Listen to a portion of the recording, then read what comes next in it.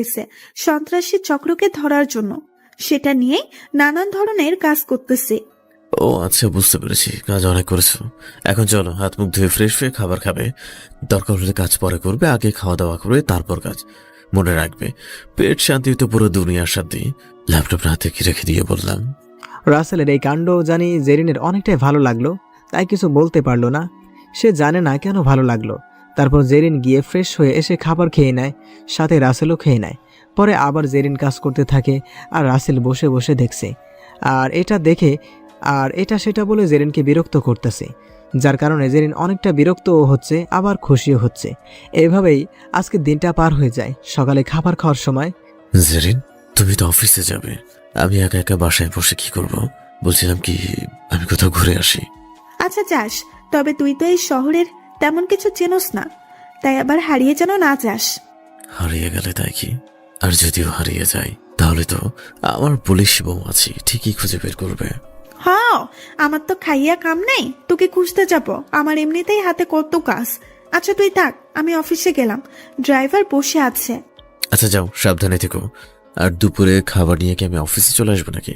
না, সেই ভুলটা মনে ভুলেও করবি না। এমনিতে আমার মান সম্মান কিছুই নেই, আর তুই খাবার নিয়ে আসলে তো আরো থাকবে না। আচ্ছা, তুমি যেটা ভালো মনে করো সেটাই হবে। আর দুপুরে খাবার খেয়ে নিও। তুমি তো আবার খাবার আমি না বলে খেতে চাও না ঠিক মতো। জেরিন রাসেলের শাসনের সুরের কথাগুলো শুনেই বের হয়ে যায় অফিসের উদ্দেশ্যে। এদিকে রাসেল সব কাজ শেষ করে মোবাইল বের করে আদিলের দেওয়ার তথ্যগুলো দেখে নেয়।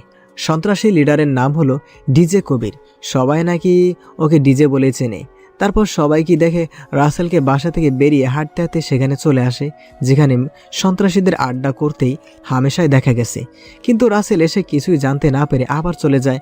তাই রাসেল ভেবেচিন্তে সিদ্ধান্ত নিল যে এখন রায়হান সাহেবের বাড়িতে যাবে, আর সেই উদ্দেশ্যে রওনা হয়ে পড়ে। কিছু সময় পরে পৌঁছেও যায়। এদিকে মিস রহিমা চৌধুরী সোফায় বসে পত্রিকা পড়তেছিল, আর রায়হান চৌধুরী বসে কি যেন করতেছে। তখনই রাসেল এসে দরজায় কলিং বেলটা বেজে ওঠে। এখন আবার কে এলো? নিধি মামুনি, গিয়ে একটু দেখ তো কে এলো। আমি তো পত্রিকা পড়তেছি। ঠিক আছে বড় আম্মু, তুমি থাকো, আমি এখনই যাচ্ছি। আপনাদের তো বলাই হয়নি, নিধিটাকে। নিধি হলো রায়হান চৌধুরীর ভাই ডাক্তার সবুজের একমাত্র মেয়ে। এইবার ডাক্তারি পড়তেছে, খুবই মিষ্টি দেখতে এবং ব্যবহারটাও মিষ্টি। তার মাঝে একটুও ঝালের সিটে ফোটাও নেই বললে চলে। নিধি গিয়ে দরজা খুলেই ঠায় দাঁড়িয়ে থাকে রাসেলকে দেখে। আর রাসেল তো নিধিকে ওই অবস্থায় ফেলে ভিতরে চলে আসে। আর রহিম আর রায়হান সাহেব রাসেলকে দেখতে পেয়ে খুবই খুশি হয়। রহিমা চৌধুরী এসে রাসেলকে দৌড়ে এসে জড়িয়ে ধরে। রাসেল তো অবাক হয়ে যায়। এইভাবে জড়িয়ে ধরার কারণে নিধি এখনও সে আগের মতোই দরজায় দাঁড়িয়ে আছে। আর ঠিক তখনই বাইরে থেকে নিধির বাবা মিস্টার সবুজ বাড়িতে আসে, আর দরজায় নিধিকে এইভাবে দাঁড়িয়ে থাকতে দেখে হাতে তুড়ি বাজিয়ে বলে, কি রে নিধিমা, তোর আবার কি হলো যে দরজা কাঠ পুতুলের মতো এভাবে দাঁড়িয়ে আছিস? নিধির মুখে কোনো কথা নেই, সে যেন একটা ধ্যানের মধ্যে আছে। সেটা দেখে নিধির বাবা নিধিকে একটু ঝাঁকুনি দেয়। কে কে ও বাবা, তুমি কখন আসলে? অনেকটাই অবাক হলাম। আমি তো একটু আগে আসলাম, আর আসার পর থেকে দেখছি তুই এইভাবে দরজা দাঁড়িয়ে আছিস। কাহিনীটা কি একটু খুলে বলতো মা। না বাবা, তেমন কিছু না, যাও তুমি গিয়ে ফ্রেশ হয়ে নাও। আর হ্যাঁ আম্মু, আজকে সেই লেভেলের রেগে আছে তোমার উপরে। কি বলিস মা? যদি রেগে থাকে তাহলে তো আমার আজকে রক্ষা নেই। তা মামুনি, তোর মা কি নিয়ে রেগে আছে? তুমি জানো না আজকে নানুর মৃত্যুবার্ষিকী? আমরা সবাই সেই কখন থেকে রেডি হয়ে বসে আছি, আর তোমার আসার নামগন্ধই নেই। ওরে, আমার সেই কথা মনেই নেই। এখন যে কি ঝড় আমার উপর দিয়ে যাবে আল্লাহ ভালো জানে। আচ্ছা মা, তুই একটু তোর মায়ের হাত থেকে বাঁচিয়ে দে না, তোর কথা তো একটু না শুনে পারবে না। আমি মেয়ে হয়ে তোমার এই উপকারটুকু করতেই পারি, তবে আমাকে শপিং করিয়ে দিতে হবে। আচ্ছা ঠিক আছে, এই নে 20,000 টাকা। কিন্তু তোর মা যেন রাগী কণ্ঠে আমার সাথে কথা না বলে। রাগী কণ্ঠে কথা বলবে কিভাবে? আম্মু তো রাগ করেইনি, আমি তো এমনি তোমাকে ভয় দেখালাম বলেই বড় আম্মুর পিছনে লুকিয়ে পড়লাম।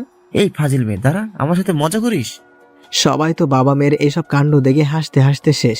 সবুজ, এইবার থাম তো, অনেক মজা করেছিস। দেখছিস না নিধি নিরাপদ স্থানে এসে লুকিয়েছে। রাসেল পরিচয় করে দিই, ইনি হলো নিধি, এবারে একমাত্র মেয়ে। এবার ডাক্তারে পড়তেছে, আর হাসি মাস্তির মধ্যে দিয়ে সারাক্ষণ পুরো বাড়ি মাথায় করে রাখে। আর রাসেল, তুমি কখন আসলে? আর আমি তো এত সময় তোমাকে খেয়াল করিনি। একটু আগে এসেছি, আর দেখবেন কি করে, আপনার খেয়াল তো আন্টির কাছে ছিল। রাসেলের কথা শুনে সবাই ফিক করে হেসে ওঠে।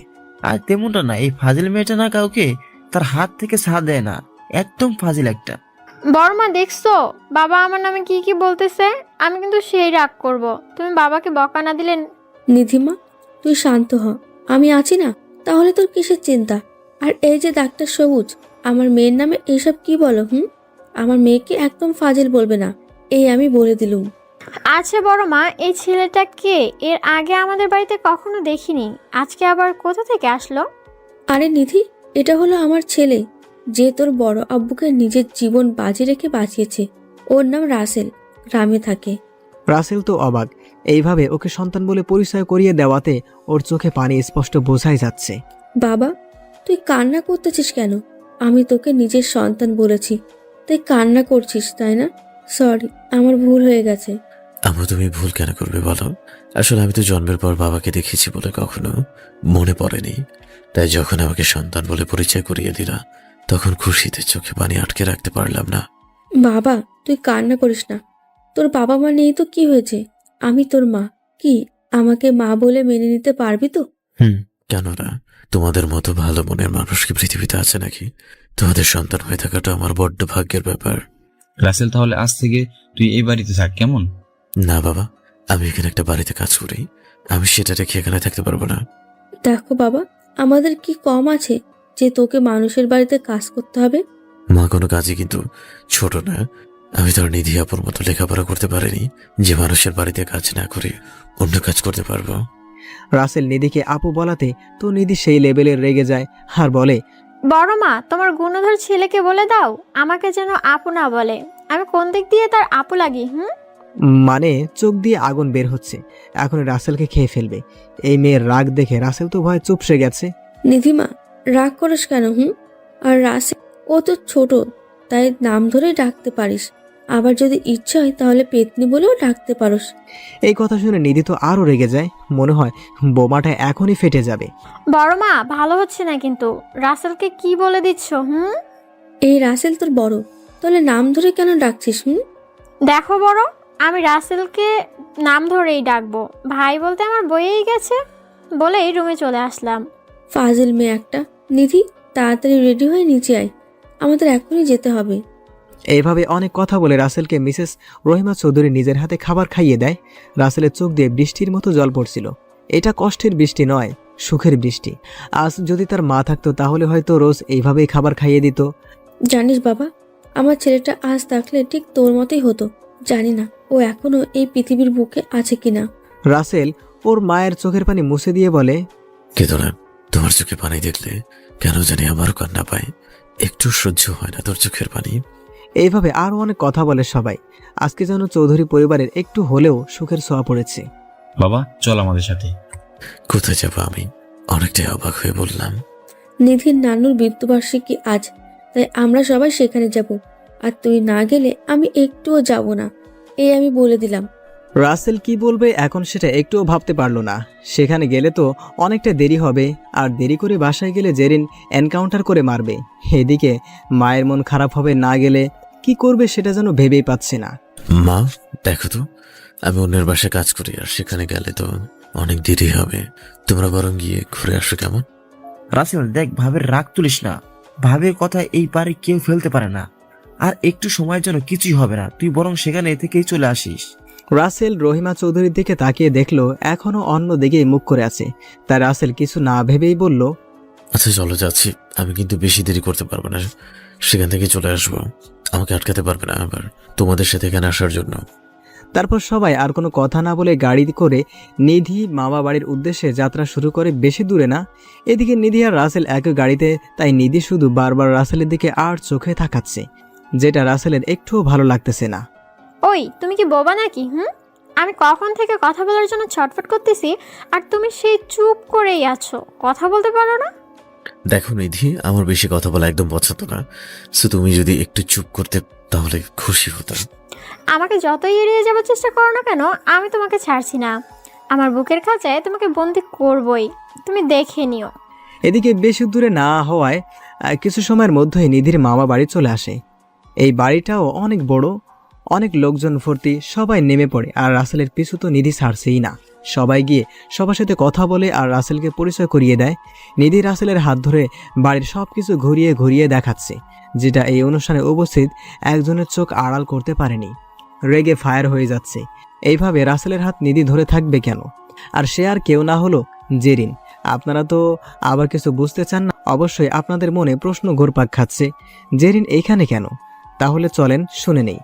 আসল নিধির বড় মামা হলো পুলিশের ডিআইজি, আর সে জেরিনকে এনকাউন্টার করেছে।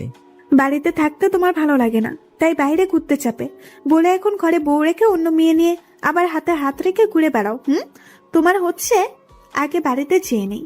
এদিকে ঘুরতে ঘুরতে রাসেলের চোখ আটকে যায় জেরিনের উপরে, আর বুঝতে পারে নিধি যে তার হাতটা ধরে রেখেছে সেটা জেরিন দেখছে, আর চোখ দিয়ে আগুন বের হচ্ছে। জেরিন এখানে কি করে আল্লাহই জানেন। বাড়িতে গেলে আমার অবস্থা কি করে। কত করে বললাম এই মেয়েকে আমার হাত ধরতে, কিন্তু এই মেয়ে কি শোনে কারো কথা? এদিকে জেরিন ধীরে ধীরে রাসেলের সামনে আসে আর নিধিকে উদ্দেশ্য করে বলে, ম্যাডাম, আপনাদের দুজনকে কিন্তু সেই মানিয়েছে। মনে হয় আল্লাহ আপনাদের একে অপরের জন্যই সৃষ্টি করেছে। জেরিনের চোখে স্পষ্ট পানি, যেটা রাসেলের চোখকে আড়াল করতে পারে না। ধন্যবাদ আপনাকে, অনেকটাই খুশি হয়ে বললাম। দেখুন ম্যাম, আপনি যেমনটা ভাবছেন তেমন কিন্তু কিছুই না। আর এই মেয়েটা আমার বোনের মতো। আপনি যেটা ভাবছেন সেটা ভুল। রাসেলের কথা শুনে নিধি রেগে সেখান থেকে চলে যায়, আর জেরিন তো রেগেই আছে।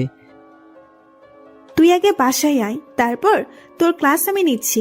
বাসায় থাকতে ভালো লাগে না, ভালো লাগার জন্য ঘরে বউ রেখে বাইরে অন্য মেয়ে নিয়ে ঘোরা। বাসায় আয়, বের করব। দেখো জেরিন, তুমি ভুল ভাবতেছো। আমি এখানে আসতেই চাইনি, আমাকে এখানে একজন আসতে বাধ্য করেছে। সেটা আমি তোমাকে পরে খুলে বলছি। এদিকে রাসেল আর জেরিনের কথা একজনের চোখ আড়াল করে না। সে হলো রাসেলের মা। সে ধীরে ধীরে তার কাছে আসে আর বলে, রাসেল, এই মেয়েকে তুই কি চেনিস নাকি? যেইভাবে কথা বলতেছিস মনে হচ্ছে তুই এই মেয়েকে ভালোভাবেই চেনোস। আন্টি, আপনি কি ওকে চেনেন নাকি? আপনার কথা শুনে তো মনে হচ্ছে আপনি ওকে খুব ভালো করেই চেনেন। চিনব না কেন? ও তো আমার ছেলে, ওকে কি আমি ভুলতে পারি নাকি? ছেলে কথাটা শুনে জেরিনের অনেক বড় একটা শক খায়, আর দ্রুত রহিমা চৌধুরীর পায়ে ধরে সালাম করে সত্যটা বলতে যাবে, তখনই মা, এ হলো পুলিশ ক্যাডার জেরিন, আর আমি এর বাসাতেই কাজ করি। তাই চিন্তা কি ভুল করতে পারি বলো? রাসেল এই কথাটা বলার সময় চোখ থেকে পানি পড়তেছিল, তবুও খুশি লাগছে। নিজের বউয়ের মুখে মায়ের সামনে কাজের লোকটা শব্দটা শুনে নিজেই বলতে পেরেছে ভেবে জেরিন একটু কষ্ট পেল রাসেল এভাবে কথা বলার জন্য। আর জেরিন বলে ওঠে, আচ্ছা আন্টি, আপনারা থাকেন, আমি আসছি কেমন? আমার আবার একটু কাজ আছে বলেই সেখান থেকে চলে আসলাম। রাসেল এইভাবে মায়ের সামনে নিজেকে কাজের লোক বলতে পারলো, আর পারবে নাই বা কেন? আমি তো তার সাথে বউ হয়েও কাজের লোকের থেকেও খারাপ ব্যবহার করি, তাহলে আমার এখন কষ্ট হচ্ছে কেন? আর ওই মেয়েকে, ওর সাথে দেখেই বা কেন আমার জেলাস হচ্ছিল? তাহলে আমি কি ওকে ভালোবেসে ফেলেছি? না, এটা কখনোই হবে না। এদিকে রাসেল কথাগুলো বলার সময় চোখে পানি ছিল, যেটা রাসেলের মা বুঝতে পারে যে রাসেল কিছু তো তার থেকে লুকিয়ে রাখছে। তাই রাসেলকে একটা ফাঁকা রুমে নিয়ে আসে রহিমা চৌধুরী। আচ্ছা রাসেল, আমাকে যদি মা মনে করে থাকিস তাহলে সত্যি করে বল, ওই মেয়েটাই সত্যি কি তোর মালিক? রাসেল অনেকটা সময় ভেবে আমতা আমতা করে বলে, মা, উনি আমার মালিক, ওনার বাসায় তো আমি কাজ করি। শোন, যতই শাক দিয়ে মাছ ঢাকার চেষ্টা করিস না কেন, মাছ কিন্তু ঠিকই বোঝা যায়। আর আমি তো একজন মা, তাহলে ছেলের মিথ্যা কিভাবে না বুঝতে পারবো বল? এখন সত্যি করে বল, জেরিন তোর কি হয়? কারণ যখন তুই কাজের লোক বলছিলি তখন ওর চোখে স্পষ্ট পানি দেখেছি আমি, যে পানি কোনো মালিকের জন্য নয়, বরং কোনো আপন মানুষের জন্যই আসে। রাসেল আর সত্যটা না বলে থাকতে পারে না, সোজা ওর মাকে জড়িয়ে ধরে কান্না করে দেয়। মা জানো, ওই জেরিন আমার বিবাহিত স্ত্রী। কি সেটাও কখনো মানে না, কারণ আমি একটা মূর্খ রাখাল ছেলে। তারপর রহিমা চৌধুরীকে রাসেল শুরু থেকে সবটাই খুলে বলে, শুধু রাসেল যে বিসিএস ক্যাডার সেটা বাদে। কি বলিস? এত সুন্দর মিষ্টি একটা মেয়ে আমার ছেলের বউ, তার আবার তোর সাথে এমন করে? দাঁড়া, আমি এখনই দেখছি ওকে। ওর সাহস কি করে হয় আমার ছেলেকে কষ্ট দেওয়ার? না মা, কথা দাও, আমাদের এই সম্পর্কের কথা যেন কেউ না জানে। আর তুমি জেরিনকে কিচ্ছু বলবে না, কারণ আমি চাই ও নিজে থেকে শুধরে উঠুক। ঠিক আছে, কিন্তু আমি তোর কষ্ট দেখতে পারবো না, এই বলে দিলাম। আমার কোনো কষ্ট হবে না মা। আমার বুকে শত কষ্ট থাকলেও তোমার মুখের ওই মিষ্টি কথা শুনলেই সব কষ্ট নিমিশেই দূরে পালিয়ে যায়। পাগল ছেলে একটা। ওর কপালে একটা চুমু এঁকে দিয়ে বললাম, আচ্ছা এখন চল তাহলে, আর মন খারাপ করবি না একদম। যথাজ্ঞা মাই ডিয়ার মাদার বিডি। আপনার কথা আমি অক্ষর অক্ষরে পালন করব। তারপর মা ছেলে হাসতে হাসতে বেরিয়ে আসে, নিচে এসে খাবার পর্ব শেষ করে নেয়। মা, আমি তাহলে এখন আসি। বুঝতে তো পারতেছো আমার সামনে কি অপেক্ষা করতেছে। আচ্ছা বাবা, দেখে শুনে যাস। আর এই নে, এই কার্ডটা তোর কাছে রেখে দে, যখন যা লাগে নিয়ে নিবি।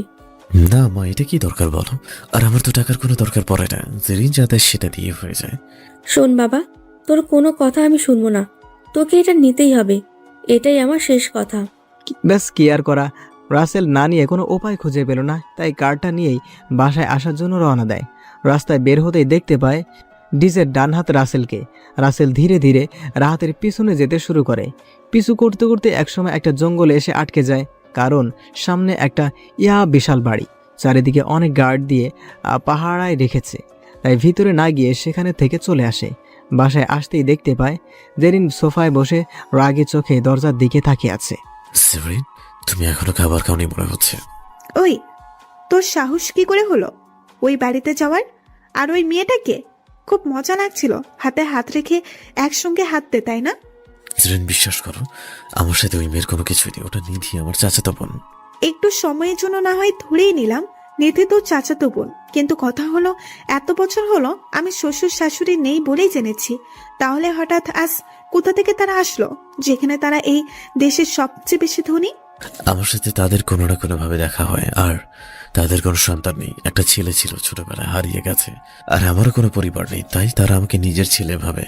বুঝলাম, কিন্তু কথা হলো গিয়ে আমার শাশুড়ির কাছে তুই কেন বললি তুই আমার বাড়িতে কাজের লোক হিসেবে কাজ করিস? আমাকে কি তুমি স্বামী হিসেবে মানো? কখনো কি মন থেকে বলেছো যে এই মূর্খ রাখালটা তোমার স্বামী? এখনো কাজের লোক ছাড়া অন্য কিছু ভেবেছো? তোকে আমার স্বামী মানতে বইয়েই গেছে, আর বাকি রইলো কাজের কথা। কাজ করছিস বলেই এখনো তোর পেটে আমার টাকার ভাত যাচ্ছে। বেশি না, আর 2 মাস, তারপরেই তুই তোর রাস্তায় আর আমি আমার রাস্তায়। যখন স্বামী হিসেবে মানতেই পারো না, তাহলে এখন এসব কথা কেন বলতেছো? আর হ্যাঁ, এই 2 মাস না হয় কাজের লোক হিসেবেই এই রাখালটাকে সহ্য করো। বাবা, এখন ঠিকই অন্য মেয়ে পেয়ে আমার মুখে মুখে কথা বলতেছিস। রাসেল আর কোনো কথা না বলে সোজা তার রুমে চলে যায় আর এসে রান্না করতে চলে যায়। কি ভেবেছে ও? শুধু শিক্ষিত আর ভালো চাকরি করলেই তারা মানুষ আর মূর্খ দিন মজুর রাখি? মানুষ না, অনেক সহ্য করেছি ওর অত্যাচার, আর সহ্য করবো না। আমি দেখিয়ে দিব কোন রাখালো পারে বিসিএস এর বউয়ের, বিসিএস ক্যাডারের স্বামী হয়ে উঠতে। একদিন রাসেল বাড়িতে নেই, কোথাও যেন গেছে। জেরিন সোফায় বসে কাজ করতেছে, তখনই কলিং বেলটা বেজে ওঠে। এখন আবার কে এলো? নিশ্চয়ই ওই ছোট লোক কাজের লোকই এসেছে। তাই মনে অনেকটা রাগ নিয়ে দরজা খুললাম, আর দরজা খুলে আমি তো অবাক, কেননা সেই দিনের মেয়েটা। হ্যালো ম্যাডাম, কেমন আছেন? হ্যাঁ, আমি অনেক ভালো আছি। আপনি কেমন আছেন? আর এখানে হঠাৎ কি মনে করে? ভালো আছি। আর তেমন কিছু না, এখান দিয়েই যাচ্ছিলাম, ভাবলাম রাসেলের সাথে একটু দেখা করে যাই। এটা শুনে তো জেরিনের অনেকটাই রাগ উঠে যায়। সে তো এখন বাসায় নেই, কোথায় যেন গেছে। আপনি বসেন। আর কি খাবেন, চা না কফি? না, কিছু খাবো না ধন্যবাদ ম্যাডাম, আসি তাহলে। মনটা খারাপ করেই বললাম। তারপর নিধি মন খারাপ করে সেখান থেকে চলে আসে, আর একটু পরে রাসেল বাসায় আসে। জেরিন রাসেলের গালে ঠাস ঠাস করে থাপ্পড় লাগিয়ে দেয়। রাগে যেন চোখ দিয়ে আগুন বের হচ্ছে।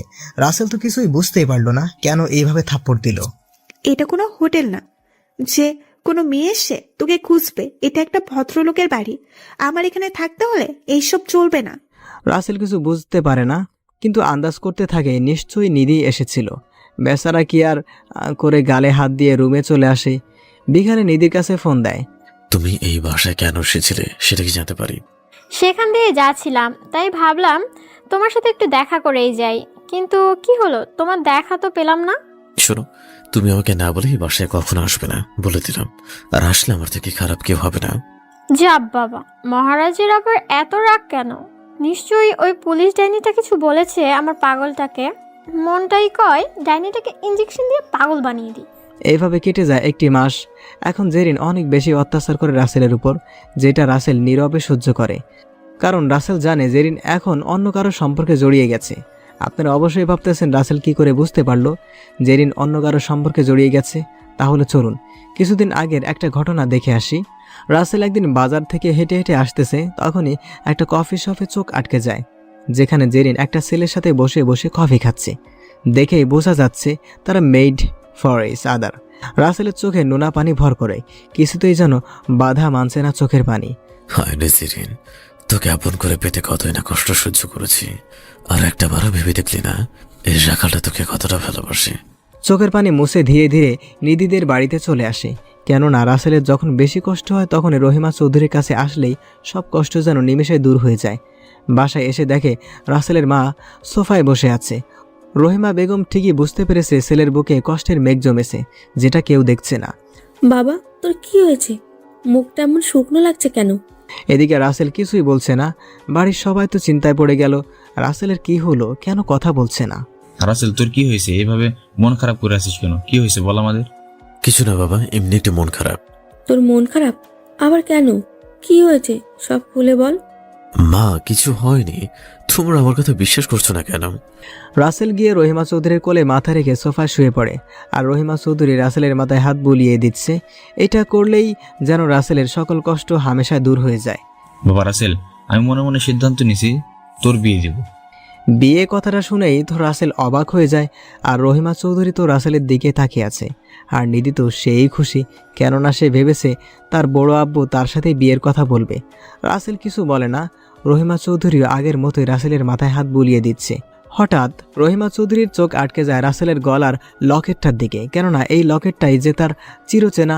তাড়াতাড়ি ওই লকেটটা হাতে নিয়ে, রাসেল, এই লকেট তোর কাছে কি করে আসলো? রহিমা চৌধুরীর কথা শুনে রাসেল সহ সবাই অবাক, কেননা এই লকেটের কথা আবার কেন বলছে। এই বল না, এই লকেট তোর কাছে কি করে আসলো? কি করে আসলো তা আমি জানি না, তবে ছোট থেকে এটা আমার গলায় আছে। আমি যার কাছে ছিলাম সে বলেছিল এটা যেন কখনো হারিয়ে না ফেলি। কি?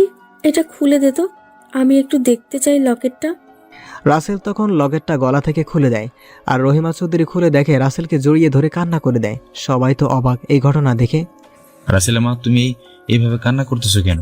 জানো, ও আমাদের হারিয়ে যাওয়া রাসেল, আমাদের সন্তান। এই দেখো লকেট, যেটা ওর নানা ওর গলায় পরিয়ে দিয়েছিল। একটা লকেট দেখে কি করে বুঝলে তুমি? এই লকেটে একটা সিস্টেম আছে। এই দেখছো, এক পাশে রাসেলের শিশুকালের ফটো, আর অন্য পাশে 3টে আর। এই 3টে আর হলো আমাদের 3জনের নামের প্রথম অক্ষর। আরও একটা রহস্য হলো, এই 3টে আর একসাথে করলে আমাদের পরিবারের ফটো দেখা যাবে। সবাই অবাক, এইভাবে নিজের ছেলেকে ফিরে পাবে কখনো কল্পনাও করতে পারেনি। রাসেল তো কিছু ভাবতেই পারছে না কি হচ্ছে এইসব। মা, কি বলছো এসব? আর এটা কিভাবে সম্ভব বলো? এই লকেটের ভিতরে তো এত কিছু লুকিয়ে আছে যা আমি আমি কখনো বুঝতেই পারিনি।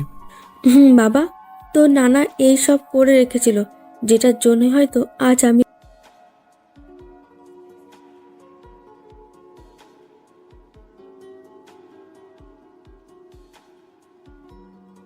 চাচা একদম ঠিক কথা বলেছে, এটা দিয়ে তার প্রমাণ হয় না আমি তোমাদের হারিয়ে যাওয়া ছেলে। সবুজ, প্রমাণ চাই তাই না? তাহলে রাসেলের পিঠে দেখো, চাঁদের মতো একটা লোগো আছে।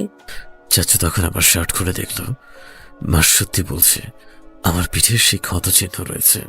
কি, আমার কথার সাথে প্রমাণ মিলল তো? এই জন্যই রাসেলকে যেদিন প্রথম দেখেছি সেদিন আমার কলিজাতে টান লেগেছিল, যেন আমার আপন কেউ। আজ আল্লাহ আমার ধারণাটাই সত্যি করেছে। আল্লাহর দরবারে লক্ষ কোটি শুকরিয়া। রাসেল খুশিতে কান্না করে দেয়। অবশেষে তার পরিবার হলো, তাকে কেউ আর এতিম বলে ছোট করতে পারবে না। রাসেল, জানিস তোকে আমরা কত খুঁজেছি কিন্তু কোথাও পাইনি। খোঁজার কোনো কমতি রাখিনি, সেটা মানুষ দিয়ে বল আর পুলিশ দিয়ে বল, কোনোটাই বাদ রাখিনি, তবুও তোর কোনো খোঁজ দিতে পারিনি। রাসেলের বাবা কান্না ভরা কণ্ঠে উপরের কথাগুলো বলে। আসলে ছেলেরা খুব সহজেই কান্নায় ভেঙে পড়ে না, কিন্তু অতিরিক্ত কষ্টের মাঝে কান্নাকে লুকিয়ে রাখতেও পারে না। আচ্ছা বড় আম্মু, রাসেল কিভাবে আর কোথায় হারিয়ে গিয়েছিল? কখনো তো সেটা বলো নাই। ওই রাসেলকে তো ছোট নাকি যে ওকে নাম ধরে বলতেছিস? ভাইয়া বলে রাখবি, ও তোর অনেক বড়, বুঝলি?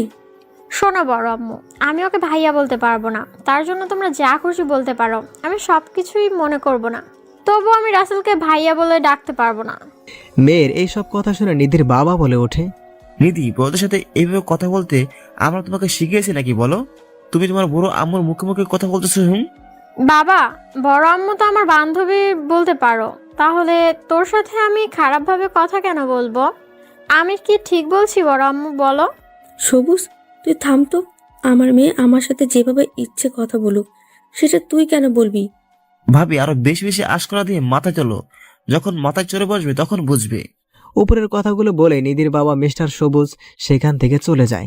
রাসেল বেচারা তো সেখান থেকে তখন থেকেই এইসব চেয়েছে দেখতেছে একটা পরিবারের সবার সাথে সবার কি মিল, অথচ তারা দুজন মিলে এক পরিবার, তবুও কারোর সাথে কোনো মিল নেই। ভাবতেই চোখে নোনা পানি চলে এসে ভর করে, ডান হাত দিয়ে পানি মুছে নেয় যেন কেউ বুঝতে না পারে।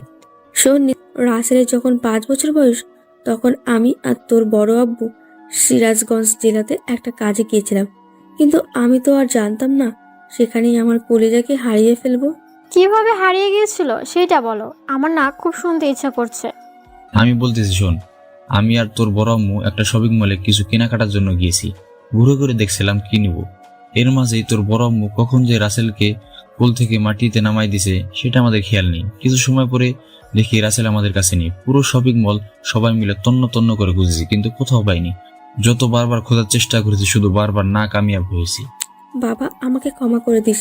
সেদিন আমি যদি তোকে মাটিতে নামিয়ে দিয়ে ভুলটা না করতাম, তাহলে তোকে হারিয়ে ফেলতে হতো না। মা তুমি কেঁদো না, এতে কি তোমার হাত ছিল বলো? আল্লাহ তাআলার ভাবনা বোঝা বড় দায়, আর এটা তো জানোই আল্লাহ যা করে সকলের ভালোর জন্যই করে। আর আমার জন্য হয়তো এটা ভালো ছিল, কারণ আমি তোমাদের সাথে থাকলে গরিবদের যে কষ্ট সেটা হয়তো কখনো বুঝতামই না। একদম খাঁটি কথা বলেছো, তাই তো তৈরি হয়েছো খাঁটি রাখাল। আম্মু তোমাকে মানা করে দাও আমার সাথে না লাগতে, না হলে ওর চুল কিন্তু একটাও রাখবো না। আমি মনে হয় তোকে ছাড়া কথা বলবো। শোন, আমার সাথে লাগিস না, একদম ইনজেকশন দিয়ে দেবো। এই, তোদের টম জেরি ঝগড়া কি একটু থামবি? একটু সময় পেলেই মনে হয় ঝগড়া করতে পিছু পাহস না। আরও অনেক কথা বলে সবাই খাবার খেয়ে সেখান থেকে চলে যায়। এখন শুধু মা ছেলে বসে গল্প করতেছে, মনের গহীনে জমে থাকা সকল কষ্ট নিয়ে। মা আজকে অনেক সময় হলো আমি এসেছি, আমি এখন যাই, কি বলো? না হলে আবার দেরি হয়ে যাবে। আমি তোকে আমার বুক থেকে কোথাও যেতে দিব না, বুঝেছিস? মা তুমি কিন্তু আমার সবকিছুই জানো, কোনো কিছু অজানা নয়, তবু তুমি এই কথা বলতেছো। যেতে দিতে পারি, তবে একটা শর্ত, যদি মানতে পারিস। শর্ত আবার কিসের এর মাঝে? মা তুমি কিন্তু আমাকে আটকে রাখার চেষ্টা করতেছো। আমি তো তোকে যেতেই দিব না, আমার বুকেই তোকে আগলে রাখবো, আর হারাতে দিব না। মা তুমি কিন্তু জানোই তোমার বোমা কত রাগী, আমি দেরি করে গেলে না জানে কি করে বসে। ওই গাধা, সেই কথাই তো তোকে বলতেছি। জেরিন তোকে দেখতে পারে না, আজ থেকে তুইও একটু করে জেরিনকে ইগনোর করে চলবি, তারপর দেখবি ও এমনিতেই তোর জন্য পাগল হয়ে যাবে। আপনারা আবার এটা ভাবছেন যে এ আবার কেমন মা, ছেলেকে এসব বুদ্ধি দেয়? আসলে রাসেল আর রহিমা চৌধুরী একদম বন্ধুর মতো, তাই সব কথা শেয়ার করে। মা তুমি যেটা বলতেছো সেটা করে কি লাভ? সে তো আমাকে তার স্বামী হিসেবে মানতেই পারে না, জেরিন এখন অন্য কাউকে ভালোবাসে। বাবা, তুই শুধু আমার কথা মতো কাজ কর, দেখবি সব ঠিক হয়ে যাবে, বুঝলি? আচ্ছা, এখন তাহলে জাগা, আমার বৌমাটা একা একা কষ্ট পাবে। রাসেল তারপর সেখান থেকে অনেকটা সময় হাঁটার পরে বাসায় চলে আসে। বাসায় এসেই দেখে জেরিন বাসায় নেই, হয়তো অফিসে আছে। এটা ভেবে রাসেল রান্না বন্ধ করে বসে থাকে, কিন্তু জেরিনের আসার কোনো নামগন্ধও নেই। এদিকে রাত হয়ে যায়, রাসেল আর কিছু ভাবতে পারতেছে না, তাই উপর মহলে ফোন করে জেরিনের লোকেশন জেনে নেয়। জেরিন এখন একটা নাইট ক্লাবে আছে। ছি জেরিন ছি, শেষ পর্যন্ত নাইট ক্লাবে গেলে তোমার বিবিকে একটু বাঁধলো না, আর তোমাকে এসব করতে দিব না। এইসব ভাবতে ভাবতে রাসেল যেই নাইট ক্লাবে চলে আসে, কিন্তু এখানে কোথাও জেরিনকে দেখতে পায় না। কিন্তু কারো কথা শুনে বুঝতে পারে জেরিন কোথায় আছে। আপনাদের তো আবার কি এমন কথা শোনালো সেটা জানার আগ্রহ হচ্ছে, তাই না? তাহলে চলুন শুনে আসি। আমি আবার আপনাদের কষ্ট একদম দিতে পছন্দ করি না। জানিস নীলা, আমাদের শুভ আছে না, ও তো পুলিশ অফিসার জেরিনকে ভুলিয়ে ভালিয়ে পটিয়েছে। আজ তাকে ভোগ করার জন্যই এই পার্টির ব্যবস্থা করেছে। মদ খেয়ে আমাদের পুলিশ ম্যাডাম তো পুরোই মাতাল হয়ে গেছে, আর শুভ ওই রুমে নিয়ে গেল, বেচারি পুলিশ তো শেষ। রাসেল আর এক মুহূর্ত দেরি না করে সেখান থেকে চলে আসে। এসে দেখতে পায় দরজা বন্ধ, আর জেরিন শুধু বলতাছে, আমাকে বাসায় যেতে দে। এসব কি তুই কি করতেছিস? বেবি, দিব তো বাসায় যেতে, আগে তোমার ওই রূপের সুধা আমাকে একটু প্রাণ করতে দাও, তাহলেই তো হলো। দেখ, আমার সাথে কিন্তু অসভ্যতামি করবি না, আমাকে যেতে দে বলছি। উপরের কথাগুলো বলতে বলতে জেরিন অজ্ঞান হয়ে যায়। যা শালা, এ তো অজ্ঞান হয়ে গেল। তাই কি, আমি তো আমার কাজ করবই, এটাই সুযোগ, না হলে আর সুযোগ পাবো না। শালা আমার বউ, আমি কখনো তাকে মন দিয়ে দেখতে পারলাম না। আর হারামির বাচ্চা, তুই দেখে দেখতে আস, তোকে দেখাচ্ছি তারা। বলেই সিআইডি অফিসার দয়ার মতো দরজা ভেঙে ভিতরে গিয়ে দেখতে পারে জেরিন বিছানায় আর শুভ ওর শার্ট খুলতেছে। ব্রো, এভাবে একাই যদি তোমাকে ভোগ করো তাহলে আমাদের কি হবে? আমাদেরকে একটু ইচ্ছে হয় না এদের টেস্ট করতে?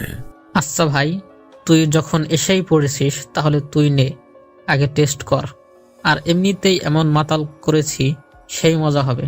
বস, শালা মাগে একদম ঝাক্কাস মাল, খেলে শুধু খেতেই মন চাইবে। শালা, আমার বউ নিয়ে এসব বাজে কথা বলিস, তারা বের করছি তো টেস্ট করা। বলে উড়াধুরা মার শুরু করে দেয়, মারতে মারতে অজ্ঞান হওয়ার মতো অবস্থা করে ফেলে। ভাই, আমাকে ছেড়ে দে, আমি আর জীবনে কোনো মেয়ের দিকে কোন নজরে তাকাবো না, প্লিজ মাফ করে দে ভাই। রাসেল চিন্তা করে দেখলো এইসব তো জেরিন কিছুতেই বিশ্বাস করবে না, বরং ওকে দোষারোপ করবেই। তাই ভাবে শুভর থেকে জবানবন্দি নিয়ে ভিডিও করে রাখবে। সেটাই করে, পুলিশকে ফোন করে সবগুলোকে ধরে নিয়ে যেতে বলে। রাসেল জেরিনকে কোলে করে নিয়ে বাইরে চলে আসে। জেরিনের একটু হুঁশ ফিরেছে। আমাকে কোলে নিছো কেন? আমার না শীত করতেছে, জড়িয়ে ধরো। বোকা, তুমি কিছু বুঝো না। যদি জ্ঞান ফিরে জানতে পারো তুমি আমার কোলে, তাহলে আমার অবস্থা কি হবে সেটাই ভেবে পাচ্ছি না। তাহলে জড়িয়ে কিভাবে ধরবো? এইসব ভাবতে ভাবতে গাড়িতে করে বাসায় নিয়ে আসে। পুরো রাস্তায় জেরিন রাসেলকে নেশার ঘরে আবুল তাবুল বলে একদম জ্বালিয়ে মেরেছে। রাসেল রুমে এনে জেরিনকে ওর বিছানায় শুইয়ে দিয়ে উঠতে নিছে, কিন্তু উঠতে পারে না। জেরিন ওকে টান দিয়ে বুকের সাথে জড়িয়ে ধরে। কই যাও আমাকে একা রেখে? আমার না খুব ভয় করতেছে আর শীত করতেছে, আমাকে জড়িয়ে ধরো না। মাতাল অবস্থায় এসব আবল তাবল বলতেছে। এদিকে তো রাসেলের অবস্থা খারাপ। এরকম অবস্থায় কোনো পুরুষ তাকে নিয়ন্ত্রণ করতে পারবে না, হোক না সে মহাপুরুষ। এদের মাঝেও সেটাই হয়ে গেল। সকালে জেরিনের আগে রাসেলের ঘুম ভাঙে আর রাসেল উঠতে পারে। রাতের কথা ভেবে হাসি পাচ্ছে। সেই জেরিনের কপালে একটা ভালোবাসার পরশ দিয়ে ফ্রেশ হতে চলে যায়। এদিকে জেরিনের ঘুম ভেঙে যায়। সকালে জেরিনের ঘুম ভেঙে যায়। ঘুম ঘুম চোখে নিজের দিকে তাকেই অবাক, কেননা শরীরে তখন কোনো পোশাক ছিল না। একটু একটু করে রাতের কথা মনে পড়তে থাকে আর জেরিন চিৎকার করে ওঠে। জেরিন এত জোরে চিৎকার করেছে যে রাসেল শব্দ শুনে দৌড়ে ওয়াশরুম থেকে বেরিয়ে আসে। কি হয়েছে? এভাবে চিৎকার করছো কেন? মনে হয় তোমার চিৎকার শুনে এই শহরের প্রায় মানুষ ঘুম থেকে জাগ্রত হয়ে গেছে। জেরিন কিছু বলছে না, রাগে ফুলতাছে আর চোখের পানি মুছতেছে। কি হলো, কিছু বললে না? আমি বুঝতে পারবো কেমনে যে তোমার কি হয়েছে, বলো। জেরিন আর চুপ না থেকে ঠাস ঠাস করে রাসেলের গায়ে থাপ্পড় লাগিয়ে দেয়। রাসেল তো বোকা বনে যায়। এটা কি হলো ভেবে। আমার সাথে তুই কি করেছিস? আমার অসহায়তার সুযোগ নিয়ে এভাবে আমার সর্বনাশ করলি? একটি পারো ভাবলি না? আসলে তোদের মতো কাপুরুষরা তো এটাই করতে পারিস। রাসেল কাপুরুষ কথাটা শুনে আর কেন জানি চুপ থাকতে পারল না। সোজা জেরিনের গালে ঠাস ঠাস করে কয়েকটা থাপ্পড় লাগিয়ে দিয়ে, কি বলি তুই? আমি আমি কাপুরুষ? তোর অসহায়তার সুযোগ নিয়ে সদ্ব্যবহার করছে, তাই না? আরে যদি এটাই হতো তাহলে তোর নারীত্ব অনেক আগেই ভোগ করতে পারতাম। আমার তোর উপর সম্পূর্ণ অধিকার থাকা সত্ত্বেও কখনো করিনি। কারণ কি জানিস, আমি চাই নাই তোর অনুমতি না পেয়ে তোর সাথে কিছু করতে।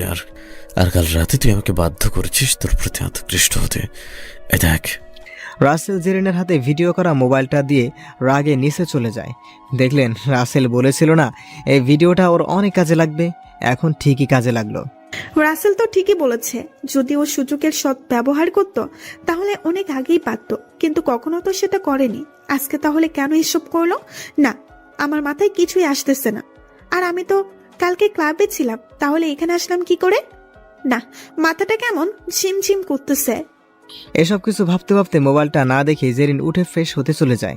এদিকে রাসেল নিচে বসে ভাবতেছে, উনি যে কি ভেবেছে, নিজেই মদ খেয়ে মাতাল হয়ে পাগলামি করবে আর কেউ কিছু করলে সেটা তার দোষ, তাই না?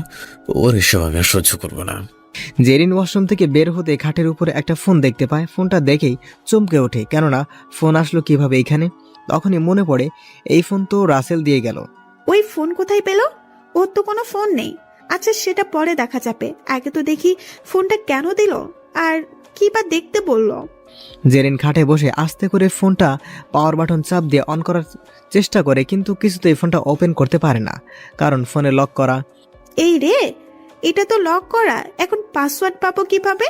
তখন হয়তো পাসওয়ার্ড খুলেই দিছিল। না, আগে ওর কাছে শুনে আসি।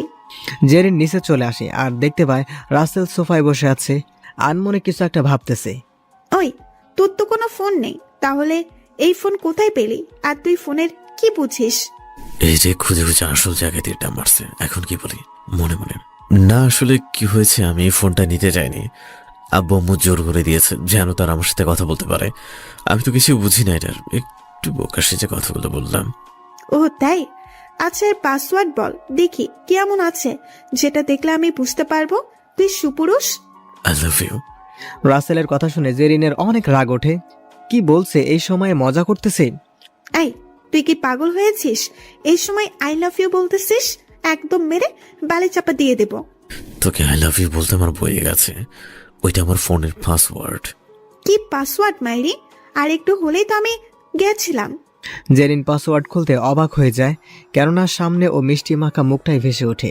তবুও তেমন রিয়াক্ট না করে ভিডিও দেখতে থাকে। ভিডিও দেখে তো পুরাই শকড খেয়ে যায়। শুভ তার সাথে এটা করতে পারলো? কি মাথা নষ্ট হলো কেন? মদ খেয়ে পরপুরুষের সাথে ফষ্টি করলে কিছুই না। না শুভ, এটা আমার সাথে করতে পারে না। ওকে আমি খুব ভালো মনে করেছিলাম। ও তোর শরীরটা ভোগ করার জন্য ক্লাবে রেখেছিল। যদি ঠিক সময় আমি না পৌঁছতাম তাহলে এই সুন্দর মুখটা আর সুন্দর থাকতো না।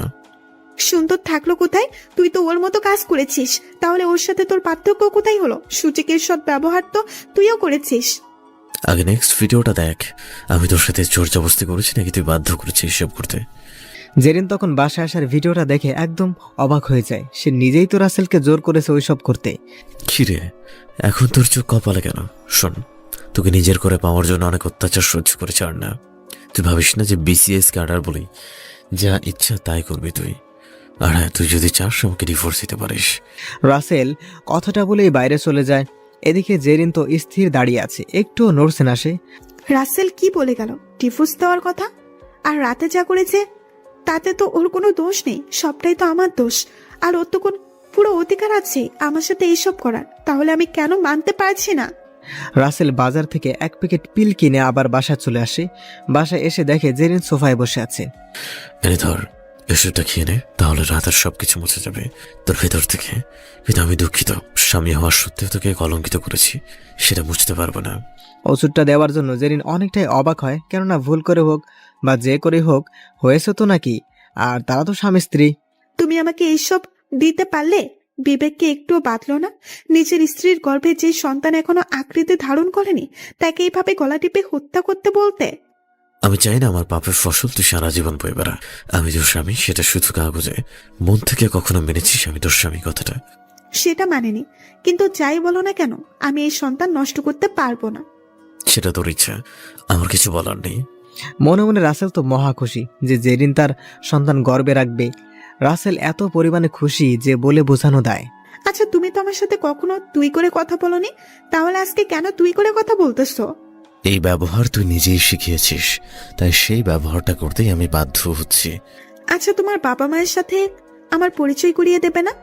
আমাকেই মানতে পারিস না, সেখানে আমার বাবা মাকে কিভাবে এনে নেবে সেটা বল আগে। জেরিনের মুখে কোনো কথা নেই। সে যা করেছে রাসেলের সাথে, তার সাথে তুলনায় এসব কথা তো কিছুই না। আমার একটু বাইরে কাজ আছে, গেলাম আমি। রাসেল কথাটা বলেই বাড়ি থেকে বেরিয়ে যায়।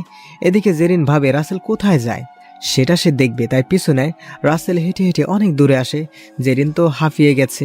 এই খাটাসপাটা কি মাইরি এত হাঁটলো তাও একটু হাঁপিয়ে গেল না? আর আমি একটু হাঁটতেই তো শেষ, তাও যাচ্ছে কোথায়? রাসেল হাঁটতে হাঁটতে একটা লোকের সাথে কথা বলে আবার চলে আসে। কিন্তু জেরিন তো অবাক ওই লোকের সাথে কথা বলা দেখে, কারণ ওই লোকটা ছিল একটা গুন্ডা। রাসেল একটা গুন্ডার সাথে দেখা করতে এত দূরে আসলো, তা ওই গুন্ডার সাথে ওর কি কাজ? নাকি রাসেল কোনো খারাপ কাজের সাথে জড়িত? রাসেল ধীরে ধীরে হাঁটতে হাঁটতে বাসার দিকে আসতেছে।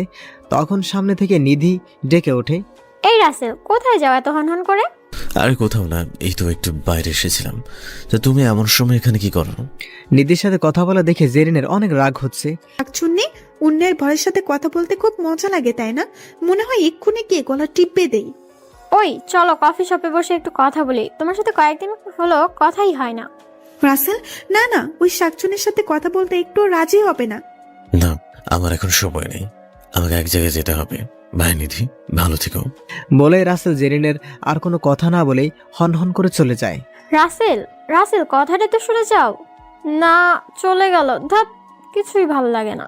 পেতনি, টিকটিকি কালো ফুতনি, দেখেছিস? এটাই হলো আমার স্বামী। আমার মনের কথা ঠিকই বুঝতে পারে। শখ কত আমার স্বামীর সাথে কফি শপে বসে আড্ডা দিবে। রাসেল সোজা বাড়িতে চলে আসে, কিন্তু বাসায় এসে জেরিনকে কোথাও দেখতে পায় না। একটু পরে জেরিনও বাসায় চলে আসে। এই তুই কোথায় গিয়েছিলি? আমি বাসায় তোকে পেলাম না। বাইরের মেয়েদের সাথে ফষ্টি নষ্টি করলে কি আর ঘরের বউ কোথায় থাকে সেটার খেয়াল পাওয়া যায় নাকি? ফালতু কথা একদম বলবি না। আর আমি যার সাথে মজা কথা বলবো তাতে তোর কি? হ্যাঁ, জেরিন দৌড়ে গিয়ে রাসেলের কলার ধরে। আমার কি মানে? তুমি আমার স্বামী, সেটা কি ভুলে গেছো? কোনো মেয়ের সাথে দেখলে একদম খুন করে ফেলবো। জেরিনের চোখ দিয়ে মনে হচ্ছে রাগের জন্য আগুন বের হচ্ছে। এখনই সব পুড়ে তছনছ হয়ে যাবে। কি বললি? আমি তোর স্বামী? হ্যাঁ, সেটা তুই মানিস? আর আমি যার সাথে মন চায় কথা বলবো তাতে তোমার তো জলে কেন? হ্যাঁ, শোনো, আমি আগে যা করেছি সব ভুল করেছি। এখন আমাদের সন্তানের কথা চিন্তা করে আমাকে মাফ করে দাও। রাসেল কিছু বলতে যাবে, ঠিক তখনই দরজার কলিং বেলটা বেজে ওঠে। আর জেরিন গিয়ে দরজা খুলতে অবাক হয়ে দাঁড়িয়ে থাকে, কেননা দরজার সামনে দাঁড়িয়ে আছে শাওন। আসসালামু আলাইকুম ভাবি, কেমন আছেন? ওয়ালাইকুম আসসালাম ভাইয়া, আমি ভালো আছি। আপনি কেমন আছেন? আর আপনি ঢাকায় কবে আসবেন? আলহামদুলিল্লাহ, আমিও আল্লাহর রহমতে অনেক ভালো আছি। আর আমি আপনার ভাবিকে নিয়ে ঢাকায় এসেছি ডাক্তার দেখাতে। রাসেল দরজার কাছেই দেখতে পায় ওর বন্ধু শাওন জেরিনের সাথে কথা বলতেছে। কিরে দোস্ত, কেমন আছিস? আর কবে আসলি? ভালো আছে, আর বলিস না, তোর ভাবি অসুস্থ। আমাদের ওইখান থেকে ডাক্তার দেখাইছি কিন্তু কোনো কাজ হয় না, তাই এইখানে ডাক্তার সবুজের কাছে আসছি। তো ভাবি কোথায়? তোকে তো দেখছি না। আর বলিস না দোস্ত, হাসপাতালে এসে পড়েছি বড় একটা লম্বা সিরিয়ালে। আর তোদের বাসার ঠিকানা তো আমাকে বলেছিলি, তাই হাসপাতালে তোর ভাবিকে রেখে আমি আসলাম তোদের সাথে একটু দেখা করতে। ও আচ্ছা ভাই, আপনি আগে ভেতরে আসেন, বসে তারপর সব কথা বলবেন, কেমন? আরে কি মেয়েটা আমার সাথে কত খারাপ আচরণ করে, অথচ আমার বন্ধুদের সাথে কত ভালো ব্যবহার করতেছে। আসলে এই মেয়ের মনে যে কখন কি চলে সেটা বোঝা বড় দায়। না ভাবি, আমি এসেছিলাম দেখা করতে, আর দেখা তো হলোই। আর ওখানে আপনার ভাবি আবার চিন্তা করবে। ভাইয়া, আপনি আমাদের বাসায় এসেছেন আর আমি আপনাকে না খেয়ে যেতে দেব? এটা কিভাবে হয়? অনেক জোরাজুরি করার পর শাওন ভিতরে এসে খাবার খেয়ে নেয়। আচ্ছা দোস্ত, গ্রামের সবাই কেমন আছে? সবাই অনেক ভালো আছে। সবাই শুধু তোর কথা অনেক বলে। একবার গিয়ে একটু ঘুরে আসলেই তো পারিস। যাবো কিছুদিন পরে, তোর ভাবিকে সাথে নিয়ে ঘুরে আসবো। শাওন জেরিনের কথা বলার ধরন দেখে রাসেলকে কানে কানে বলে, আচ্ছা দোস্ত, ভাবি এত ভালো ব্যবহার করতেছে, তাহলে কি তোর সাথে সব ঠিক হয়েছে নাকি? সে কপাল কি আমার আছে বল? তবে আগের থেকে এখন একটু ভালো ব্যবহার করে। এই, তোমরা কি ফুসুল ফুসুল করতেছো শুনি? না তো, কিছু বলছি না, এই একটু এমনি কথা বললাম। আচ্ছা জেরিন, আমি শাওনকে একটু আগিয়ে দিয়ে আসি। যাও। আর শোনো, ভাবির জন্য খাবার নিয়ে যাও, কেমন? ভাবি, এটার কি দরকার বলেন? এমন কি অনেক করলেন আমার জন্য। ভাই, আমরা আপনাদের উপকারের আসতে পারলে নিজেদেরকে ধন্য মনে করব। তারপর আরো অনেক কথা বলে শাওন ও রাসেল খাবার নিয়ে বেরিয়ে যায় হাসপাতালের উদ্দেশ্যে একটা রিক্সা নিয়ে। রাসেল, ভাবি পুলিশ হয়ে গিয়ে তোর সাথে খারাপ ব্যবহার করে? আগে অনেক খারাপ ব্যবহার করতো, কিন্তু কিছুদিন হলো তেমন খারাপ ব্যবহার করে না। কিন্তু আমি আগের মতো আর ওর পেছনে থাকি না। কি লাভ মিথ্যে মায়া বাড়িয়ে? সেটা ঠিক বলেছিস, তবে আমার মনে হয় ভাবি এখন আগে থেকে অনেকটাই পাল্টে গেছে। তা না হলে এত ভালো ব্যবহার করতো না। এইসব কথা বাদ দে। আর নাম, হাসপাতাল চলে এসেছি। তারপর দুই বন্ধু রিক্সা থেকে নেমে ভাড়া মিটিয়ে হাসপাতালের দিকে চলে যায়। ভাবি কেমন আছেন? কেমন থাকি বলেন ভাই, এই রোগবালাই নিয়ে বেঁচে আছি কোনো রকম। তা আপনি ভাবি কেমন আছেন? জি ভালো, আর চিন্তা করবেন না, সব ঠিক হয়ে যাবে। আল্লাহর উপর ভরসা রাখুন। আর কয়েকজন পরে সিরিয়াল। আরো নাকি 20 জন আছে। অনেক করে বললাম আমরা দূর থেকে এসেছি, আমাদের একটু আগে দেখতে, কিন্তু কেউ আমার কথা শুনলো না। আচ্ছা দাঁড়ান, আমি দেখছি কি করা যায়। আপনি এখানে বসুন, আর শাওন আমার সাথে। কোথায় যাব এখন আবার? আমার পিছু পিছায়, তারপর দেখ কোথায় যায়। তারপর রাসেল সোজা সবুজের রুমে ঢুকে পড়ে। কেউ বাধা দিল না, কারণ সবাই তো ওকে চেনেই। কিরে রাসেল, তুই এখানে আর হঠাৎ কি মনে করে আসলি সেটা কি জানতে পারি? চাচ্ছ আমি কিন্তু বাবাকে বলে তোমার ডাক্তারি বন্ধ করে দেব। কেন? আমি আবার কি করলাম সেটা আগে বল। এদিকে এদের কথা শুনে শাওন কিছুই বুঝতে পারছে না, সব যেন মাথার উপর দিয়েই যাচ্ছে। আমার বন্ধু গ্রাম থেকে তার স্ত্রীকে নিয়ে এসেছে, তুমি এখনো তাকে বাইরে রাখছো, কোন সমস্যা? হ্যাঁ দেখ বাবা, সবকিছু কি নিয়ম কানুন মেনেই করতে হবে, তাই না? আমি এত নিয়ম কানুন মানতে পারবো না। তুমি এখন ভাবিকে দেখবা, শেষ কথা। না দেখে কি কোনো উপায় আছে নাকি? তুই কি আর আমার কথা শুনবি নাকি? তারপর শাওনের স্ত্রীকে দেখে সব পরীক্ষা নিরীক্ষার কাজ শেষ করে। এমন কোনো সমস্যা নেই, শুধু ওষুধ খেলে ঠিক হয়ে যাবে। আচ্ছা দোস্ত, ডাক্তার সাহেবকে তুই কিভাবে চিনলি সেটা তো বুঝতে পারতেছি না। আরে ইয়ার, তোকে তো বলতে ভুলেই গেছি। আমি ওর বাবা মাকে পেয়েছি, আর ডাক্তার হলো আমার চাচা। কি বলিস এইসব? রাসেল তারপর সবকিছু খুলে বলে, যেটা শুনে শাওন অনেকটাই খুশি হয় যে রাসেলের কষ্ট একটু হলেও কমবে। দোস্ত, ভাগ্যের কি নির্মম পরিহাস, তাই না? দেশের নামকরা বিজনেসম্যানের একমাত্র ছেলে হয়েও তাকে মানুষ হতে হয়েছে রাখালের ঘরে এতিম হয়ে। দোস্ত, কিন্তু তুই এটা কাউকে বলিস না প্লিজ। জেরিন এখন এই কথাটা জানে না, আমি জানাতে চাই না। এরপর আরও কোনো কথা না বলে শাওনরা চলে যায়, আর রাসেল বাইরে কিছু কাজ করে বাসায় চলে আসে। আর বাসায় এসেই রাসেল তো অবাক, কেননা জেরিন রান্না করতেছে। বারে, আবার রান্না শিখলো কবে থেকে সেটাই তো বুঝলাম না। দেখি একটু রহস্যটা শুনে আসি। রাসেল ধীরে ধীরে রান্নাঘরের দিকে আসতে থাকে, আর খাবারের গন্ধে ততই মুগ্ধ হচ্ছে। খুব সুন্দর গন্ধ আসতেছে, মনে হয় খাবার খুব টেস্ট হবে। বউ আমার মনে হয় পাক্কা রাঁধুনি হয়েছে। কি ব্যাপার ম্যাডাম, পুলিশ আজকে রান্না করে? ও তুমি? আমি একটু রান্না করতেছিলাম। তোমার তো অনেক কষ্ট হয় রান্না করতে, তাই ভাবলাম আজকের রান্নাটা আমি করি। ক্যা বাত হ্যাঁ, আজকে রান্না বান্না করতেছো তো কাজের মেয়ে মনে হবে না? তোমাকে বলো। কাজের লোক মনে হবে কেন? আমি তো তোমার বউ, আর বউদের সংসারের কাজ করতেই হবে, এটাই তো আমাদের সমাজের নিয়ম। আরে বাহ, আজকে তুমি সব নিয়ম বুঝতে পারলে। তাহলে আগে সব কি উল্টো নিয়ম ছিল নাকি সেটা একটু বলো দেখি। এইসব কথা বাদ দিয়ে বলো, ভাবির কি অবস্থা দেখলে? আর তারা কি চলে গেছে নাকি? না, তেমন কিছু হয়নি, সামান্য একটু সমস্যা, যা ওষুধ লিখে গেছে খেলে ঠিক হয়ে যাবে। আর ওরা চলে গেছে। এইভাবে তাদের দুজনের মাঝে আরও অনেক কথা হয়। রাসেল রুমে চলে আসে ফ্রেশ হওয়ার জন্য। রাসেল ওয়াশরুমে আছে, তখনই ওর ফোনে নিধির কল আসে, যা জেরিনের চোখ এড়ায় না। জেরিন ফোনটা রিসিভ করে। হ্যালো, কে বলছেন? আমি নিধি বলছি। আপনি কে? আর রাসেলের ফোন আপনার কাছে কি জন্য? জামাইয়ের ফোন বউয়ের কাছে থাকবে না তো কোথায় থাকবে শুনি একটু? আজব ধরনের কথা বলেন আপনি। কি বউ মানে? কিসের বউ? আপনি মিথ্যা বলতেছেন। রাসেলের তো কোনো বিয়েই হয়নি। আপনি প্লিজ মজা করেন না।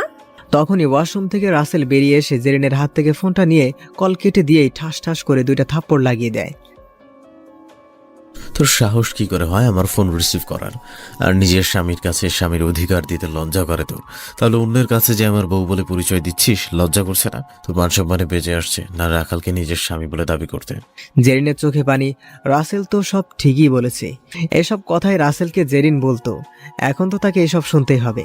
দেখো, তুমি আমাকে মারো, কাটো, যা খুশি করো, আমি কোনো প্রতিবাদ করব না। শুধু তোমার পায়ের নিচে আমাকে একটু স্থান দাও, এটাই আমার কাছে বড় পাওয়া হবে। নেতে তোমাকে কেন ফোন দিবে বলো? বোন তো ভাইয়ের সাথে কথা বলতেই পারে, এটা কি অস্বাভাবিক কিছু নাকি? আজব তো। শোনো, যদি ভাই বোনের সম্পর্কের মতো কথা শুনে মনে হতো তাহলে আমি কিছুই বলতাম না। নেতির কথার ধরন শুনেই বোঝা যায় ও তোমাকে ভালোবাসে, আমার থেকে তোমাকে কেড়ে নিতে চায়।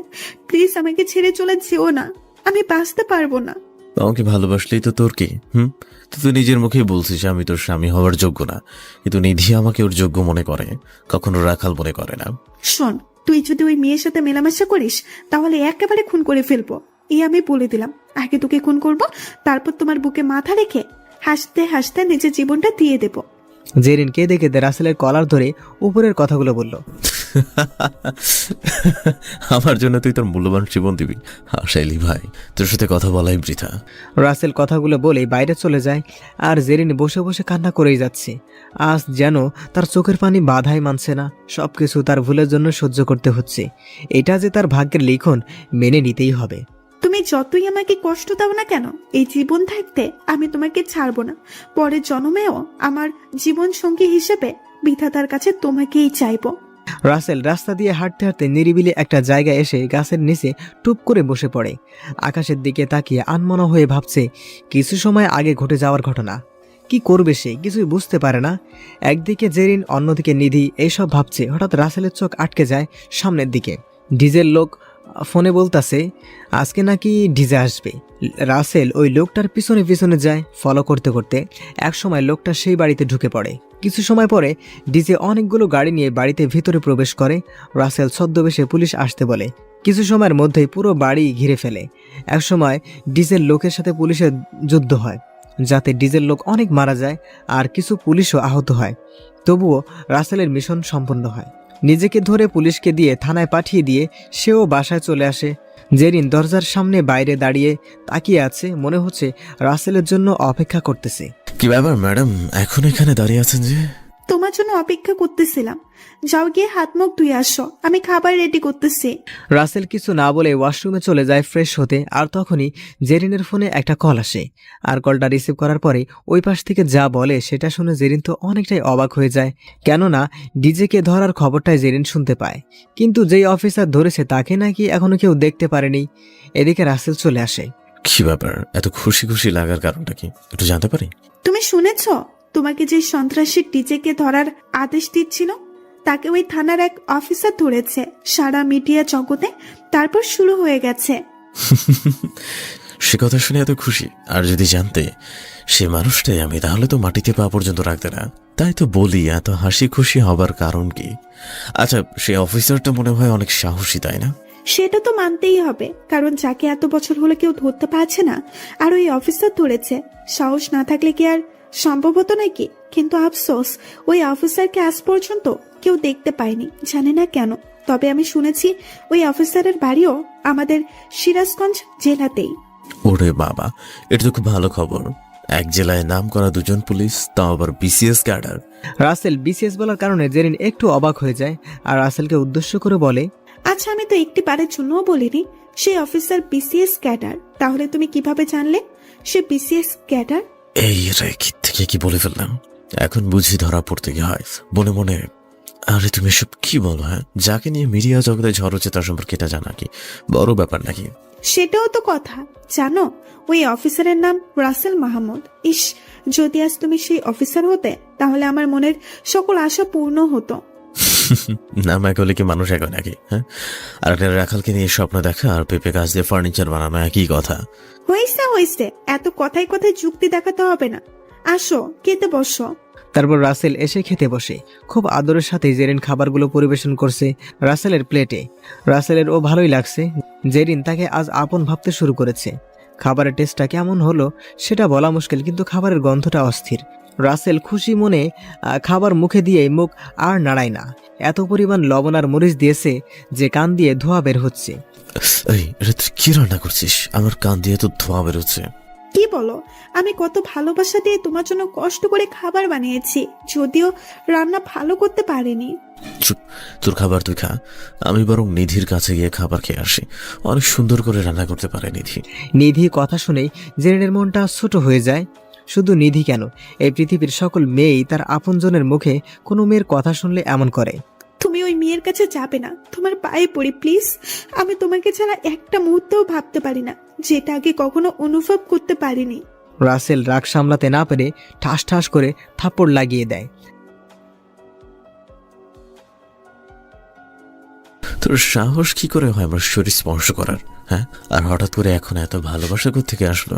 তোর গর্ভের সন্তান যে আমার, সেটা আমি কেন বিশ্বাস করবো? নাইট ক্লাবে কি করছিস তোর মনে নাই? এটা তুমি বলতে পারলে নিজের সন্তানকে নিয়ে? আর তুমি জানোই আমি নেশার ঘুরেছিলাম। তুমি না থাকলে আমার সর্বনাশ হতো, যার হাত থেকে তুমি আমাকে রক্ষা করেছো। শোন, তুই আমার বউ, সেটা ভেবে তোকে বাঁচাইনি। আমি নারী জাতিকে সম্মান করি, তাহলে চোখের সামনে একটা নারীর ইজ্জত নষ্ট হতে কি করে দিতাম? তুই বাদে অন্য কেউ থাকলে আমি এটাই করতাম। তুমি তো অন্য কারো জন্য সেখানে যাওনি, আমাকে খোঁজার জন্যই গিয়েছিলে। আর আমার সাথে যা করেছো তাতে আমি হয়তো নেশার ঘুরেছিলাম, কিন্তু তুমি তো আর নেশার ঘুরেছিলে না। তাহলে কেন বলছো এইসব? যে সন্তানের আকৃতি পর্যন্ত এখনো হয়নি তার নামে এমন কথা বলবে না প্লিজ। তোমার যত ইচ্ছা আমাকে মারো, কাটো, যা খুশি করো, তবু আমাদের সন্তানকে নিয়ে মিথ্যা অপবাদ দিবে না। হতে পারে আমি তোমার কাছে খারাপ, কিন্তু আমার এই নিষ্পাপ শিশু তো আর খারাপ না, ও তো তোমারই রক্ত। তোর সাথে কথা বলে আমার সময়টুকুই নষ্ট। যা ভাগ এখান থেকে। বলেই রাসেল হনহন করে ওর বাড়িতে মায়ের কাছে চলে আসে। এদিকে জেরিন সেখানে বসে কেঁদেই যাচ্ছে। কি করবে সে রাসেলকে আপন করে পেতে? কিরে বাবা, মন খারাপ কেন? কি হয়েছে তোর? মায়ের মন সন্তানের চেহারা দেখেই সব বুঝে যায়। রাসেল গিয়ে ওর মায়ের কোলে শুয়ে পড়ে আর সকল ঘটনা খুলে বলে। রুমে আর কেউ নেই। কি বলিস? এত কিছু হয়ে গেছে অথচ আমি আর কিছুই জানি না। মা, আমি তোমাকে বলিনি এসব, যদি আমার কর্মকাণ্ডের কথা শুনে রাগ করো তাই। দেখো বাবা, বলি কি, তুই জেরিনকে মেনে নে। তুই জীবনে অনেক কষ্ট সহ্য করেছিস, আমি চাই না আরো কষ্ট তোর জীবনে আসুক। আর আমি আমার বৌমাকে আমার বাড়িতে নিয়ে আসব। তখনই দরজার কাছ থেকে রাসেলের বাবা বলে ওঠে, কে কার বৌমা কিছুই তো বুঝতে পারলাম না, একটু বুঝে বলো তো। তোমার কিছু বুঝতে হবে না, আমরা মা ছেলে বুঝলেই হলো, বুঝেছো? কি আর করার, ছেলেকে পেয়েছো, এখন এই সংসারে তোমার জোরটাই বেশি। আমি আবার কোথাকার কি মন খারাপ করে। বাবা তুমিও না একটু বোঝো না, আসো এখানে বসো। তুমি জানো রাসেল বিবাহিত? কি বলো এসব রাসেল? বিয়ে করেছো আর আমি সেটা জানি না? আমাদের সাথে পরিচয় হওয়ার আগে থেকেই রাসেল বিবাহিত। আর আমার বৌমাটা কে জানো? তুমি যদি না বলো তাহলে আমি জানবো কি করে? আমাদের পুলিশ ম্যাডাম জেরিন, রাসেলের বউ, যেটা আমি জেনেছি নিধির মামা বাড়িতে। কি রে, এত সুন্দর একটা বৌমা থাকা সত্ত্বেও আমি এখনো শ্বশুর হওয়ার মজাটাই পেলাম না। আমি স্বামী হয়েও এখন পর্যন্ত স্বামীর মর্যাদা পেলাম না, আর তুমি পরে আছো শ্বশুরের মর্যাদা নিয়া। আর বাবা আমি কিন্তু চাই না জেরিন জানুক আমি তোমাদের হারিয়ে যাওয়ার সন্তান। কেন রে? আর এটা শুনলে তো জেরিন অনেক খুশি হবে, আর তোকে রাখাল বলবে না। বাবা আমি চাই ও আমাকে রাখাল হিসেবে ভালোবাসুক, কোনো ধনী ছেলে ভেবে না। আচ্ছা ঠিক আছে, তবে এটা বল, আমার বৌমাকে এইখানে কবে আনবি সেটা বল।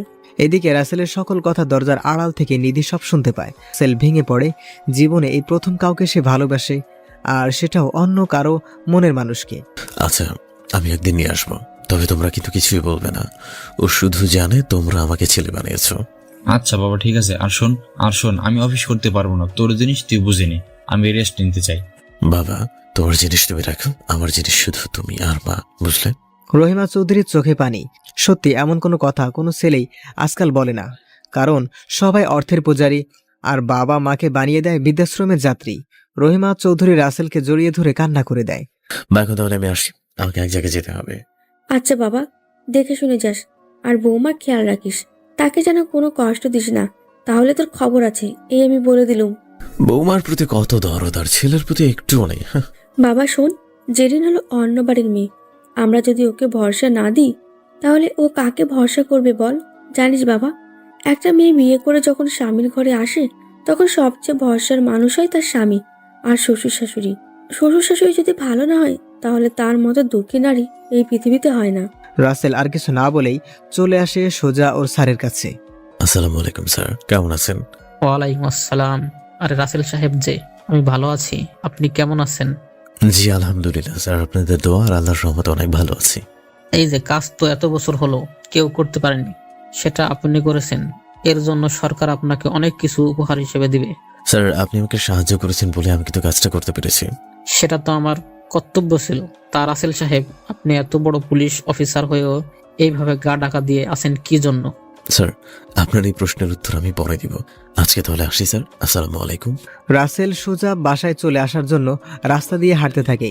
কিছু পথ আসতেই দেখতে পায় একটা ছেলে একটা মহিলার গলা থেকে চেন ছিনতাই করে দৌড়াতে থাকে, আর রাসেল ধরে ফেলে।